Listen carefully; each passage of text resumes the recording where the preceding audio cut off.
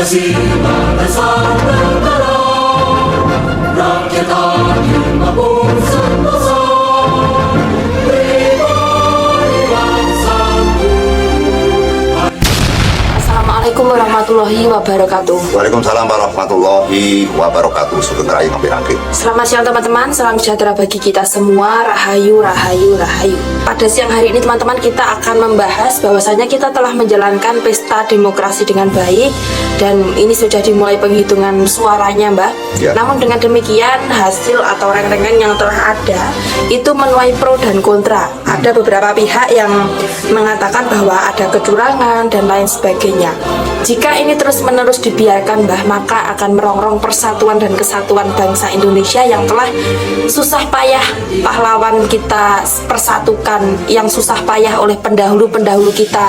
Mereka membuat Pancasila demi untuk mempersatukan, hanya karena demokrasi dan perbedaan pendapat kita bisa terpecah belah. Apa, Mbah, pendapat panjenengan? Pusaka negara adalah hanya persatuan, terutama adalah dasar negara kita, Undang-Undang Dasar 1945 dan Pancasila. Saya ulang lagi bahwa pusaka Indonesia adalah Undang-Undang Dasar tahun 1945 dan Pancasila, termasuk yaitu bendera merah putih atau sangsaka merah putih. Sehingga apabila sudah lepas kendali ucul daripada Pancasila, maka rentan sekali negara ini akan pecah, akan tidak bersatu, dan akan menjadikan negara yang mengalami perpecahan berbagai sudut suku atau yang lain. Sehingga intinya yang paling penting adalah jaga persatuan dan kesatuan. Apabila di dalam kancah pilihan presiden dan wakil presiden ini kita sudah tahu bahwa nama atau suara yang paling unggul adalah Bapak yaitu Prabowo Subianto dan Mas Gibran, maka kita harus satria bahwa mereka-mereka lah yang pantas menduduki kursi di kepresidenan.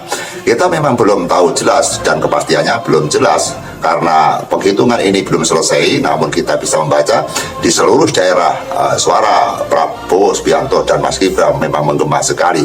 Sehingga apabila ada kecurangan yang mereka menyalahi aturan kepada aturan pemilihan umum ini, maka bisa untuk diajukan kerana hukum agar mereka akan menerima, agar mereka bisa menjalani yaitu sanksi-sanksi hukum agar mereka berhati-hati. Kita tahu bahwa tujuan kita mengadakan pemilihan umum adalah merupakan memilih presiden, sehingga kita tidak mengendaki apabila pilihan presiden ini atau pemilu ini dikotori dengan kecurangan atau sifat orang yang tidak bertanggung jawab. Jika bukan tujuan daripada calon-calon kita untuk menjalankan kecurangan, namun kecurangan itu diselenggarakan orang-orang yang lain, baik itu secara skenario atau secara individu, sehingga dengan kecurangan itu kita tidak usah berpikir berbelit-belit, sehingga kecurangan tetap ditindak, oknum-oknum harus diadili, sehingga pelaksanaan pemilu tetap bisa memilih presiden dan wakil presiden. Siapapun yang menjadi presiden di akhir nanti pilihan, maka kita harus menghormati tanpa pandang bulu, tanpa pilih kasih, karena tujuan kita adalah memilih jago-jago kita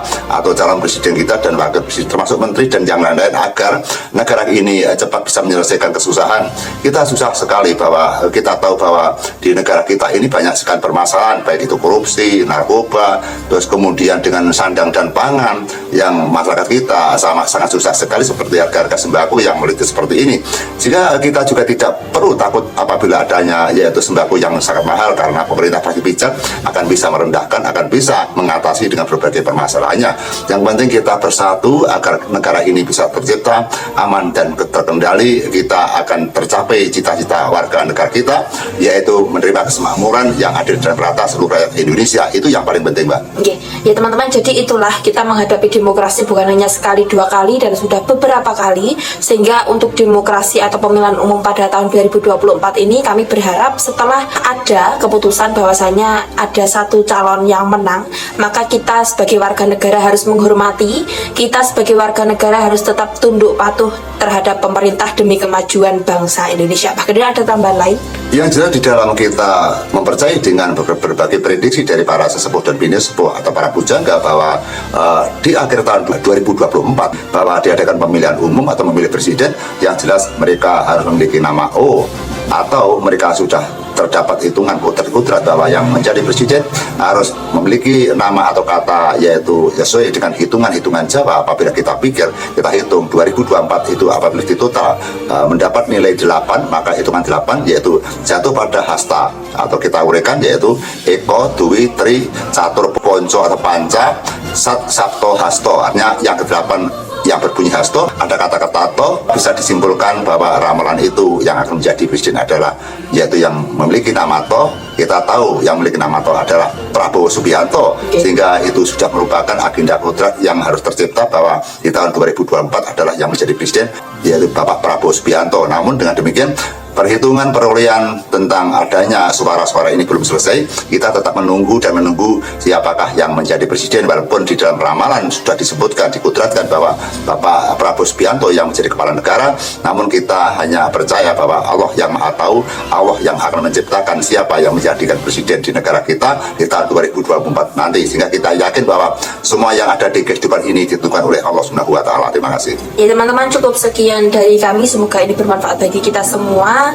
Ada kurang lebihnya kami mohon maaf yang sebesar-besarnya teman-teman. Tujuan kami membuat video ini hanyalah untuk menggalang persatuan supaya bangsa Indonesia, negara Indonesia tetap menjadi negara yang utuh, negara yang menjunjung tinggi persatuan dan kesatuan bangsa. Cukup sekian teman-teman. Wassalamualaikum warahmatullahi wabarakatuh. Waalaikumsalam warahmatullahi wabarakatuh. Sugeng Rayi Rampinake, salam bersatu, salam merdeka. Amin.